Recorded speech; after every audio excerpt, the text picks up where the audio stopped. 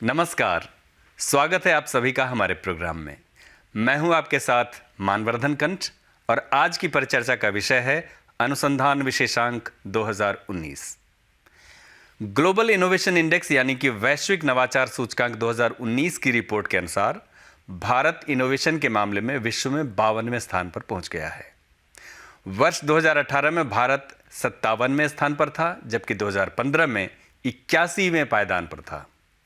विश्व स्तर पर इनोवेशन की रैंकिंग में लगातार सुधार से यह स्पष्ट संकेत मिलता है कि आईटी, हाई टेक्नोलॉजी प्रोडक्शन और पेटेंटिंग की गुणवत्ता के साथ ही आर&डी और इनोवेशन क्लस्टर्स के मामले में भी हमारी पहलकदमी को दुनिया में सराहा जा रहा है। और हो भी क्यों नहीं, हमारे देश के अनुसंधान संस्थानों की पूरे विश्व में एक अलग ही प्रतिष्ठा है। फिर चाहे बात इसरो की हो या CSIR, DRDO, ICMR, ICAR जैसे संस्थानों की एक लंबी फहरिस्त है, जहां के वैज्ञानिक विभिन्न चुनौतियों से जूझते हुए नए नए समाधान तलाशते रहते हैं। वैज्ञानिक अनुसंधान के क्षेत्र में वर्ष 2019 में यूं तो कई प्रकार की समस्याओं का समाधान मिला, मगर आज हम बात करेंगे कुछ चुनिंदा खोजों, आविष्कारों की, जिन्होंने इस साल सुर्खियां बटोरी। अनुसंधान विशेषांक में उन खास खबरों पर चर्चा करने के लिए आज हमारे साथ स्टूडियो में मौजूद हैं CSIR की PRO गीता वाणी एवं द ट्रिब्यून की पत्रकार अदिति टंडन। आप दोनों मेहमानों का हमारे स्टूडियो में बहुत बहुत स्वागत है। चर्चा की शुरुआत अदिति आपसे करना चाहूँगा। आपकी नज़र से 2019 में भारत के संदर्भ में अनुसंधान पर कौन सी ऐसी टॉप 3 स्टोरीज हुई हैं? देखिए मानवर्धन जी, ये जो साल रहा, शुरुआत से लेकर अभी तक अगर आंकलन करें तो बहुत ही, जिसको कहते हैं, एक लैंडमार्क ईयर रहा साइंटिफिक रिसर्च और इनोवेशन के लिए। सबसे पहले तो हमें जिक्र करना होगा डिफेंस रिसर्च डेवलपमेंट ऑर्गेनाइजेशन ने जो बहुत ही सक्सेसफुल एंटी सैटेलाइट मिसाइल का टेस्ट किया इस साल। मिशन शक्ति की मैं बात कर रही हूँ। और हम सबको ध्यान है कि प्रधानमंत्री नरेंद्र मोदी ने खुद एक टेलीवाइज्ड स्पीच देकर इसका ऐलान किया, और इससे ये हुआ कि इंडिया एक एलीट ग्रुप ऑफ कंट्रीज, एक एलीट क्लब में दाखिल हुआ, जिसमें कि United states of America, China और रशिया हैं अभी तक। चौथे देश बन गए हम, चौथे देश हम बन गए। तो मतलब हम लो ऑर्बिट सैटेलाइट को DRDO की एक इंडिजिनस मिसाइल ने टेस्ट किया, और उसको इंटरसेप्ट करने की जो कैपेबिलिटी है वो इंडिया ने पूरे विश्व को दर्शाई। और साथ ही साथ एक रिस्पॉन्सिबल सैटेलाइट पावर के तौर पे, मिसाइल पावर के तौर पे, हमने ये भी रीइटरेट किया कि हमारा जो कमिटमेंट है कि हम वेपनाइजेशन नहीं करेंगे आउटर स्पेस में, वो हमारा कमिटमेंट जारी रहेगा। तो एक तो मिशन शक्ति सबसे बड़ी खबर स्पेस रिसर्च और मिसाइल टेस्टिंग में, जबकि मैं मानती हूँ कि सबमरीन से जो मिसाइल लॉन्च करने की हमने टेक्नोलॉजी हासिल की थी, उससे ये बड़ा और कॉम्प्लेक्स प्रयोग था जो हम कर पाए। कुछ मिनटों में ही हम मार गिराने की क्षमता डेवलप कर ली। कुछ मिनटों में, कुछ 2-3 मिनट में, बिल्कुल 2-3 मिनट में हमने मार गिराने की क्षमता दिखाई। एक बहुत ही लीप फ्रॉग किया हमने मिसाइल टेक्नोलॉजी में, बड़ी छलांग थी।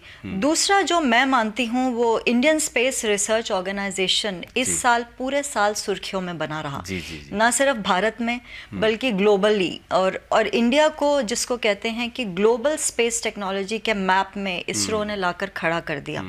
देखिए, हम अगर चंद्रयान 2 की भी बात करें तो हालांकि हम सॉफ्ट लैंडिंग मून पर नहीं कर पाए, लेकिन उसमें भी प्रधानमंत्री मोदी के जो आखिरी शब्द थे उस दिन इसरो चीफ को, के सिवान जी को, कि प्रयास और प्रयोग ज्यादा महत्वपूर्ण है, डेस्टिनेशन उतनी महत्वपूर्ण नहीं है जितना कि प्रयास और एफर्ट है। तो एक साइंटिफिक कम्युनिटी पूरी ग्लोब में अगर आप देखें कि जितना भारत को सराहा गया, क्योंकि इंडियन साइंटिस्ट ने वहां जाने का अटेम्प्ट किया जहां कोई भी अभी तक नहीं गया, south pole of the moon पर लैंडिंग का एक बहुत ही डेयरिंग ये और अनमैन्ड मिशन थी। तो एक अपने आप में बहुत महत्वपूर्ण प्रयोग था, और वो चलता रहेगा। तो एक वो बहुत बड़ा टेक अवे था इस साल का। प्लस जो इसरो के पोलर सैटेलाइट लॉन्च व्हीकल ने 104 सैटेलाइट्स लॉन्च की, एक ही रॉकेट पर। कमर्शियल एंगल था उसमें। उससे पहले का रिकॉर्ड रशियन रॉकेट ने लॉन्च किया था था 37 सैटेलाइट्स को, अगर मेरे को ध्यान है तो जून 2014 में वो रिकॉर्ड इसरो के पोलर सैटेलाइट लॉन्च व्हीकल ने तोड़ दिया। उसमें से आई थिंक 3 भारतीय सैटेलाइट्स थी और 101 सैटेलाइट्स कोई बाहर के 5 देशों की थी, जिसमें से यूनाइटेड स्टेट्स भी एक था। ये दूसरी महत्वपूर्ण खबर। और तीसरी महत्वपूर्ण खबर ये थी कि हमारी भारतीय साइंटिस्ट गगनदीप कंग जो फरीदाबाद में ट्रांसलेशनल इंस्टीट्यूट को हेड कर रही हैं इस time, fellow of royal society की मेंबर बनी। पहली भारतीय महिला जो भारत में विज्ञान का काम करते हुए FRS की मेंबर बनी, रॉयल फेलोशिप मिली। और उनका जो प्रयोग है, उन्होंने इंडिजिनस रोटा वायरस को डेवलप करने में बहुत महत्वपूर्ण योगदान दिया है। इंडिजिनस टेक्नोलॉजी जो चाइल्ड डायरिया की डेथ्स को रोकने में हमारा काम दे रहा है। और दूसरा वो अभी काम कर रही हैं टाइफॉइड के एक इंडिजिनस वैक्सीन पे। तो मेरी नजर में ये 3 बहुत बड़ी महत्वपूर्ण खबरें थी। गीता जी, आपके पास आना चाहूंगा। CSIR हमारे देश का सबसे बड़ा प्रतिष्ठित शोध संस्थान है। आपके पास 38 लैब्स हैं पूरे देश में। आपके हिसाब से टॉप 3 रिसर्च स्टोरीज CSIR की क्या रही हैं इस साल? तो जैसे आपने कहा, CSIR बड़ा R&D ऑर्गेनाइजेशन है। जो एरियाज है बहुत डाइवर्स है हमारे, जो एरियाज एरोस्पेस से लेकर लेदर और नॉर्थ ईस्ट में भी है और गुजरात में भी है। तो देखा जाए तो उनका हमारा रिसर्च बहुत ही इम्पोर्टेंट एंड सिग्निफिकेंट कंट्रीब्यूशन जो है कहते हैं कंट्री को। एंड CSIR का ये रहा कि जो प्रॉब्लम्स इंडिया को फेस होती है उसका सॉल्यूशंस कैसे डेवलप करेंगे साइंस एंड टेक्नोलॉजी के द्वारा। तो यही कोशिश रहा है और इस साल में भी हमने वही कोशिश किया है। और देखा जाए तो आपने सुना ही होगा जैसे न्यूज़पेपर्स में और टीवी में ग्रीन क्रैकर्स जो दिवाली के पहले डॉक्टर हर्षवर्धन ने लॉन्च किया था CSIR में। CSIR और नीरी दोनों ने मिलकर तैयार किया तो CSIR का ही है, NEERI is a part of CSIR। CSIR तो बेसिकली CSIR का लैब जो है नीरी जो नागपुर में है, तो उन्होंने डेवलप किया है। ये लगभग 2 साल पहले डॉक्टर हर्षवर्धन ने चैलेंज दिया था कि कैन साइंटिस्ट डेवलप एक ग्रीन क्रैकर जो कम पोल्यूशन कर सकते हैं। जैसे कि आप जानते हैं दिल्ली में कितना पोल्यूशन का प्रॉब्लम है और सुप्रीम कोर्ट ने पास किया था। ग्रीन क्रैकर बड़ी उपलब्धि। सुप्रीम कोर्ट ने कहा था कि नहीं ग्रीन क्रैकर। दूसरी टॉप स्टोरी ये है कि आपने अगेन रिसेंटली हमारा इंस्टीट्यूट जो है institute of genomics and integrative biology जो दिल्ली में है, आपने सुना है कि 1000 ह्यूमन जीनोम्स जो इंडिया से सीक्वेंस किया है, डिफरेंट पॉपुलेशन से लेकर सीक्वेंस किया। इससे हमको बहुत आगे जाकर बहुत बेनिफिट रहेगा। जैसे सुना ही होगा प्रिसिशन मेडिसिन जो कहते हैं हम लोग, कई तरह के रोगों की रोकथाम के लिए बहुत अच्छा। तो ये बहुत ही अच्छा इनिशिएटिव है। क्योंकि और तीसरी ये है कि हमारा जो लैब है देहरादून में इंडियन इंस्टीट्यूट ऑफ पेट्रोलियम, तो उन्होंने ये दिखाया है कि जैसे जानते हैं कि प्लास्टिक के बारे में हम लोग सुनते हैं कैसा पोल्यूशन हो रहा है, तो उसको हम कैसे टैकल कर सकते हैं। तो उन्होंने एक प्रोसेस डेवलप किया है टेक्नोलॉजी जो पेट्रोल से आप डीजल बना सकते हैं प्लास्टिक से डीजल या प्लास्टिक ईंधन बनाने का। अभी रिसेंटली उसका पायलट प्लांट शुरू किया है, डॉक्टर हर्षवर्धन ने लॉन्च किया था उसका पायलट प्लांट को। तो ये प्लास्टिक से आपको फ्यूल मिल सकती है। बहुत अच्छा कहा आपने गीता वाणी जी। वक्त हो चला एक छोटे से ब्रेक का। ब्रेक के बाद वापस आते हैं, अपनी चर्चा जारी रखेंगे। बने रहिएगा हमारे साथ।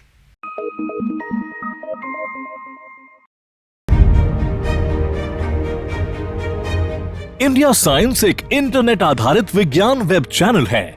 ये चैनल भारत सरकार के विज्ञान और प्रौद्योगिकी विभाग द्वारा शुरू किया गया है, जिसका कार्यान्वयन और प्रबंधन विज्ञान प्रसार कर रहा है। इंडिया साइंस www.indiascience.in URL पर उपलब्ध है। इस द्विभाषीय चैनल की विषय वस्तु हिंदी और अंग्रेजी में उपलब्ध है। इस चैनल को इंटरनेट की सुविधा वाले किसी भी उपकरण पर देखा जा सकता है। ये वीडियो प्लेटफॉर्म विज्ञान और प्रौद्योगिकी के ज्ञान के प्रसार हेतु समर्पित है। विशेषकर भारतीय दृष्टिकोण, लोकाचार और सांस्कृतिक संदर्भ में वैज्ञानिक जागरूकता फैलाने के लिए दृढ़ प्रतिबद्ध है। ये पहल विज्ञान और प्रौद्योगिकी विभाग द्वारा समर्थित है। इंडिया साइंस मोबाइल ऐप्स को गूगल प्ले स्टोर और एप्पल स्टोर से डाउनलोड किया जा सकता है।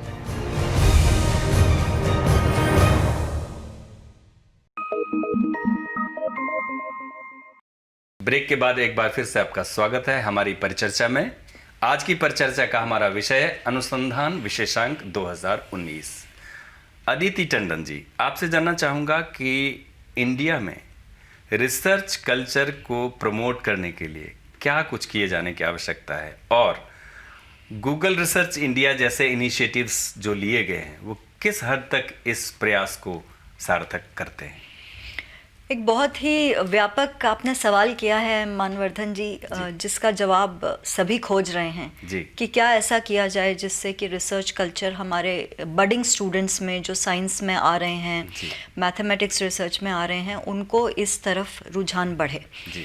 सबसे बड़ा जो परिचर्चा का विषय इस वक्त है वो नेशनल एजुकेशन पॉलिसी है। नेशनल एजुकेशन पॉलिसी जब भी नया डॉक्यूमेंट फाइनल होगा, कैबिनेट उसको अप्रूव करेगी, उसमें एक नया डायरेक्शन इंडिया की एजुकेशन को दिया जाएगा। नई शिक्षा नीति, अपने दर्शकों के लिए मैं बता दूं कि इसी साल नई शिक्षा नीति आई है। बिल्कुल, अभी ड्राफ्ट स्टेज पर है, अभी अडॉप्ट करना बाकी है, लेकिन काफ़ी हद तक फाइनलाइज हो गई है।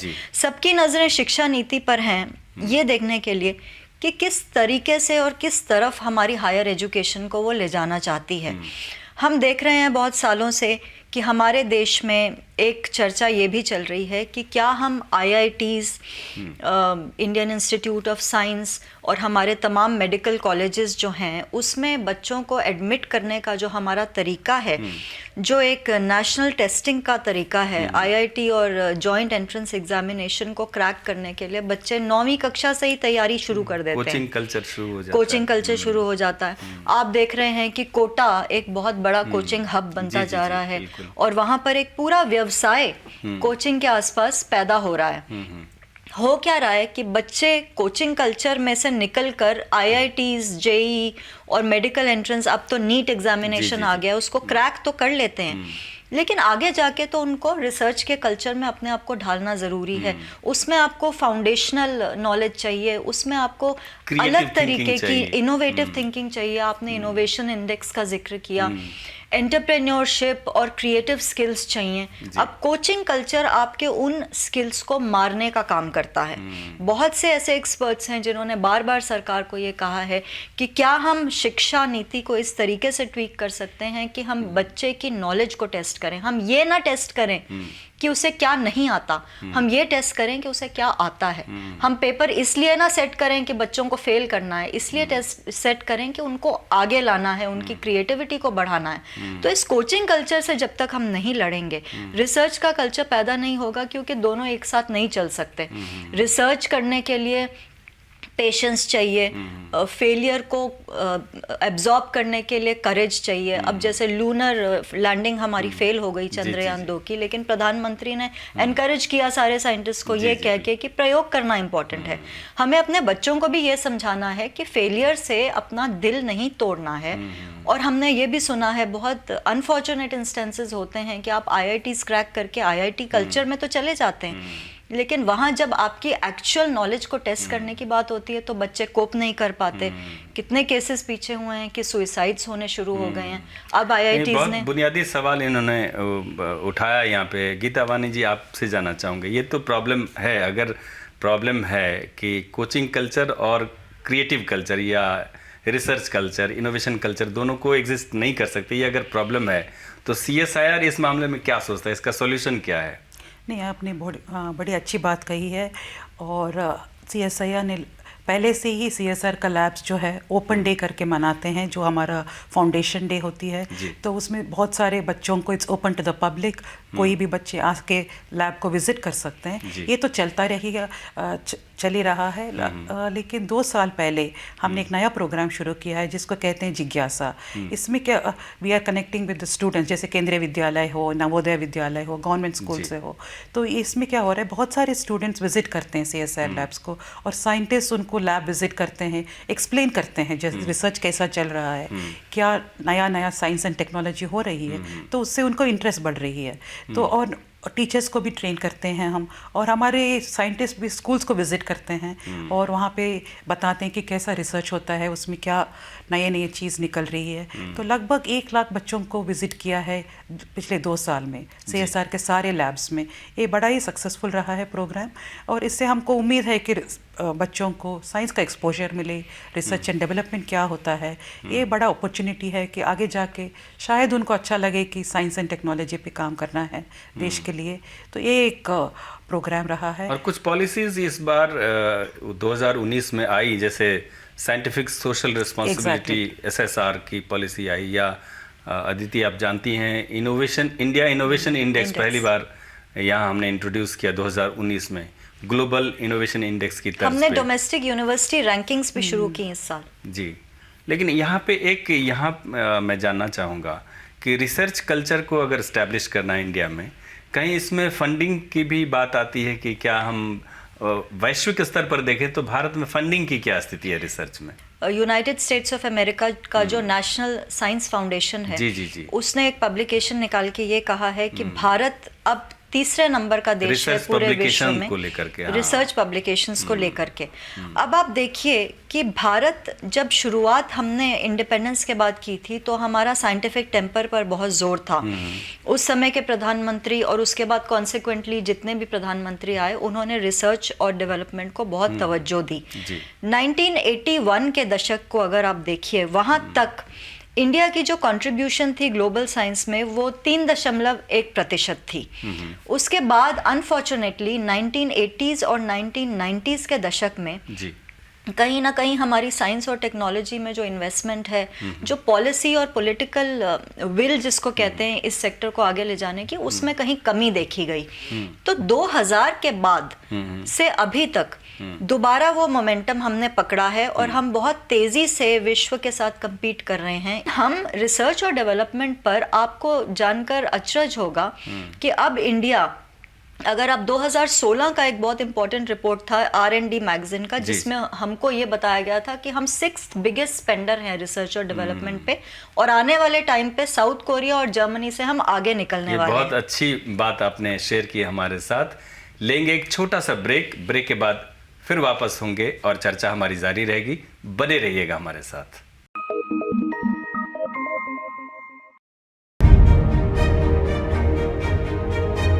इंडिया साइंस एक इंटरनेट आधारित विज्ञान वेब चैनल है। ये चैनल भारत सरकार के विज्ञान और प्रौद्योगिकी विभाग द्वारा शुरू किया गया है, जिसका कार्यान्वयन और प्रबंधन विज्ञान प्रसार कर रहा है। इंडिया साइंस www.indiascience.in URL पर उपलब्ध है। इस द्विभाषीय चैनल की विषय वस्तु हिंदी और अंग्रेजी में उपलब्ध है। इस चैनल को इंटरनेट की सुविधा वाले किसी भी उपकरण पर देखा जा सकता है। ये वीडियो प्लेटफॉर्म विज्ञान और प्रौद्योगिकी के ज्ञान के प्रसार हेतु समर्पित है। विशेषकर भारतीय दृष्टिकोण, लोकाचार और सांस्कृतिक संदर्भ में वैज्ञानिक जागरूकता फैलाने के लिए दृढ़ प्रतिबद्ध है। ये पहल विज्ञान और प्रौद्योगिकी विभाग द्वारा समर्थित है। इंडिया साइंस मोबाइल ऐप्स को गूगल प्ले स्टोर और एप्पल स्टोर से डाउनलोड किया जा सकता है।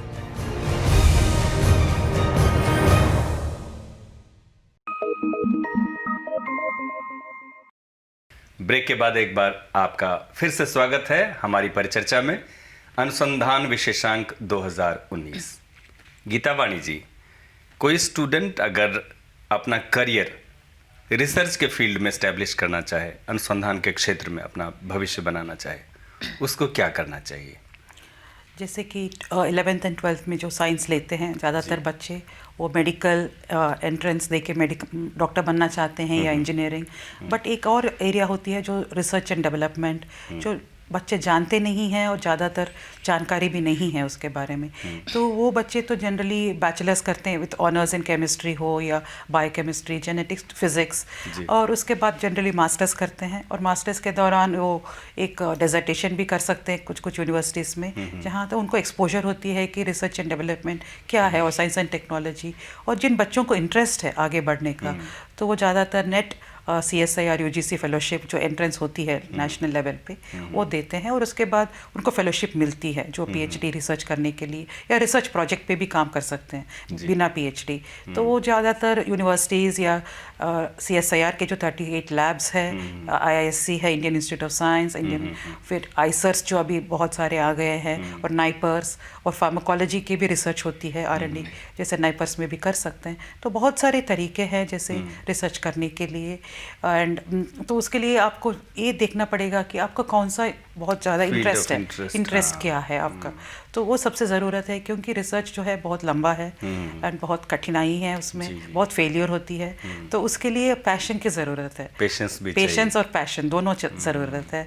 तो आपको ये देखना पड़ेगा कि आपको कौन सा इंटरेस्ट है, तभी आप कर पाओगे ये लंबा सफ़र जो है रिसर्च एंड डेवलपमेंट। एक चीज़ और जानना चाहूँगा कि जैसे बहुत सारे फील्ड्स हैं, वैसे रिसर्च आपने कहा कि अपने फील्ड ऑफ इंटरेस्ट को चुने, गैप एरियाज़ क्या क्या हैं जहाँ रिसर्च होना अभी बाकी है? गैप एरियाज ये है कि देखा जाए तो अभी देखो आर्टिफिशियल इंटेलिजेंस कह रहे हैं हम लोग, जैसे बिग डेटा, मुझे लगता है अभी इंडिया में जैसे बहुत बात कर रहे हैं, लेकिन हमारे जो बेसिक्स है, जो फंडामेंटल्स पे बहुत काम करना पड़ेगा हमको। अभी सुना है कि कंप्यूटर्स तो इंट्रोड्यूस कर रहे हैं स्कूल में, बट ज़्यादातर वो प्रैक्टिकल नहीं है, वो बेसिकली थियोरेटिकल है। तो हमको आगे जाकर उसको कैपेसिटी और एक्सपोजर देना है, तभी हम नए यूथ को जो है नए स्किल्स को डेवलप करना है, जैसे बिग डेटा हो, आर्टिफिशियल इंटेलिजेंस हो, क्लाउड कंप्यूटिंग हो, उसमें बहुत सारा पोटेंशियल है जो हमको यूज़ करना है। तो इसीलिए हमको यूथ को ट्रेन करना है इन चीज़ों पर। अदिति जी, आपसे जानना चाहूँगा कि कहीं ऐसा तो नहीं है कि इंडिया में जो चुनिंदा प्रतिष्ठित संस्थान है वहीं तक रिसर्च केंद्रित रह रहा है? आपको ऐसा लगता है? जैसे मान लीजिए IITs जैसे संस्थान हैं, ज़्यादातर रिसर्च के प्रोजेक्ट्स वहीं जाते हैं, आपको क्या लगता है, इसको कैसे आप देखती हैं? देखिए, जाहिर सी बात है कि IITs institutes of national importance का एक हिस्सा हैं, एक्ट्स ऑफ पार्लियामेंट के तहत बनते हैं, तो रिसर्च कंसंट्रेशन वहाँ ज़्यादा है और पब्लिक आई में भी ज़्यादा रहते हैं, तो उन पर परफॉर्मेंस का प्रेशर बहुत ज़्यादा है। जहाँ तक मेरा ख्याल है कि बजाय ये देखने के कि IITs पर रिसर्च कंसंट्रेशन ज़्यादा है, अगर बाकी इंस्टीट्यूशंस अपना कॉम्पिटिटिव एज बढ़ाएंगे, क्योंकि देखिए ये तो compete करके ही आप रिसर्च ग्रांट ले सकते हैं। प्रपोजल्स को बहुत ट्रांसपेरेंटली इवैल्यूएट किया जाता है, एक्सपर्ट्स उस पर बैठते हैं। तो अगर एक पर्टिकुलर IIT को कुछ करोड़ों के प्रोजेक्ट्स मिले हैं तो उसकी कोई वजह होगी। तो हर एक इंस्टीट्यूट को अपना बढ़ावा करना चाहिए, कॉम्पिटिटिव एज। और ये भी ज़रूरी है कि हम स्कूली शिक्षा से ही लेबोरेटरी इंफ्रास्ट्रक्चर में इन्वेस्ट करने लगे। जैसे अगर रिसर्च का एक्सपोजर स्कूली लेवल पे होना चाहिए, बच्चों को हर किस्म की लैब इक्विपमेंट एक्सेसिबल होनी चाहिए। गीता वानी जी ने कहा कि बच्चों को एक्सपोजर दिया जाता है CSIR के लैब्स में जाने का। बिल्कुल, बल्कि हम गवर्नमेंट स्कूल्स की बात कर रहे हैं, केमिस्ट्री के, फिजिक्स के, साइंस के जितने भी लैब्स हैं वो बड़ी खूबसूरती से इक्विप्ड होने चाहिए, ताकि बच्चों में वो कल्चर पैदा हो, इंटरेस्ट पैदा हो। और मैं बच्चों को आपके माध्यम से ये भी कहना चाहती हूँ कि साइंस और रिसर्च कहीं भी हो सकती है, आपको किसी स्कूल की, किसी लैब की ज़रूरत नहीं है, आपको सिर्फ थोड़ा सा इंटरेस्ट चाहिए। गीता वानी जी, यहाँ पे एक बहुत महत्वपूर्ण बात सामने आ रही है कि इनोवेशन या क्रिएटिविटी को डेवलप करने के लिए फाउंडेशनल ईयर्स जो हैं बच्चे के, उस जगह पे इंट्रोड्यूस करना चाहिए। तो क्या हमें ऐसा नहीं करना चाहिए कि इनोवेशन या क्रिएटिविटी जैसे विषय को टेक्स्ट बुक में शामिल कर लें? अभी तक हम उस पर क्यों नहीं ध्यान दे रहे हैं? ये तो सही बात कहा है आपने, बट मुझे लगता है कि टेक्स्ट बुक में शामिल करने से नहीं होगा। उसको प्रैक्टिकली करना पड़ेगा। टेक्स्ट बुक बनने से फिर से वही होगा, उसका परीक्षा लेंगे हम, फिर उसको देखेंगे कि स्किल और क्रिएटिविटी को जो है एनकरेज करना है प्रैक्टिकल लेवल पे। जैसे कि उन्होंने कहा अभी कि लैब में एक्सपेरिमेंट्स करने के लिए फेल करने के लिए उनको कोशिश करना चाहिए। प्रैक्टिकल ज़्यादा एक्सपोजर चाहिए, थियरेटिकल के नहीं। CSIR संस्थान में जैसे इस साल भी युवा वैज्ञानिक को प्रोत्साहित करने के जो पुरस्कार दिया गया, ऐसे कुछ और भी स्कीम्स हैं जिससे एक प्रोत्साहन मिले लोगों में? ये तो यंग साइंटिस्ट तो आपने कहा ही है, फिर हमारा साइंटिस्ट अवार्ड है, शांति स्वरूप भटनागर अवार्ड है जो 45 इयर्स के एज को मिलती है। और यंग साइंटिस्ट और CSIR का एक और अवार्ड भी है जो इंटेलेक्चुअल प्रॉपर्टी के लिए हम लोग देते हैं, जो स्कूल के लिए नहीं, इंटेलेक्चुअल प्रॉपर्टी जो पेटेंट के लिए, जो स्कूल चिल्ड्रन को देते हैं एक्चुअली। अच्छा, वो क्या अवार्ड है? वो it's called intellectual property award. तो जो स्कूल बच्चे जो अपने आइडियाज़ निकाल के जो कुछ बनाते हैं, हम उनको एनकरेज करते हैं, उनको अवार्ड भी देते हैं और उनको गाइडेंस भी देते हैं कैसे उसको पेटेंट करना है। कैसे करते हैं बच्चों के अंदर जो पेटेंट की, क्योंकि पेटेंट तो उनके नाम होगा नहीं। पेटेंट तो हम हेल्प करेंगे ना उनको कैसे करना है, हम दिलाते हैं, पेटेंट दिलाते हैं। अगर उनके पास अच्छा आइडिया है, कोई एग्जीक्यूट किया है उन्होंने, तो हम उनको हेल्प करते हैं कि कैसे पेटेंट करना है, इसको कैसे आगे लेके जाना है। तो मान लीजिए सुदूर देहात में या किसी छोटे शहर में कोई बच्चा अगर ये हमारा प्रोग्राम देख रहा हो, वो उस अवार्ड से कैसे कनेक्ट हो सकता है, उस प्रोजेक्ट से, उसके बारे में? ये हम लोग एडवर्टाइजमेंट देते हैं न्यूज़पेपर्स वगैरह में। जब एप्लीकेशंस खुलते जी। हैं, तो उसके माध्यम से वो अप्लाई कर सकते हैं। अदिति, आप कैसा मानती हैं कि बच्चों में रिसर्च के लिए प्रवृत्ति डेवलप हो, उसके लिए क्या किया जाना चाहिए? देखिए, रिसर्च की प्रवृत्ति तो घर से ही शुरू होती है। आप Family is the first family से school. शुरू, family is the first school. और मुझे ऐसा लगता है कि जैसे जिस तेज़ी से गेमिंग सेक्टर बढ़ रहा है, जैसे हम देख रहे हैं कि बच्चे इंडोर ज़्यादा आजकल टाइम अपना स्पेंड कर रहे हैं, आउटडोर एक्टिविटीज़ कम होती जा रही हैं। तो आप इस किस्म के जैसे पजल्स अगर आप बच्चों को दें तो उनकी कॉग्निशन पर उसका इफेक्ट होता है, ब्रेन एक्सरसाइज करना शुरू हो जाता है। और एक बहुत खूबसूरत रिसर्च हुई है जिसका मैं जिक्र करना चाहूँगी। ये पाया गया है कि आप जितनी लैंग्वेजेस सीखें उतना आपका इनोवेशन करने का और क्रिएटिव बनने का जो नज़रिया है और जो आपके हार्मोनल डेवलपमेंट है ब्रेन की, जितनी आप भाषाएं सीखें उतनी आपकी जो क्रिएटिव स्किल्स हैं वो बढ़ती हैं। अदिति जी, आपने बड़ी खूबसूरत बात कही। जितनी अधिक भाषाएं आप सीखेंगे उतने ज़्यादा आप क्रिएटिव और इनोवेटिव होंगे। अनुसंधान विशेषांक 2019 पर चर्चा को अब विराम देने का वक्त हो चला है।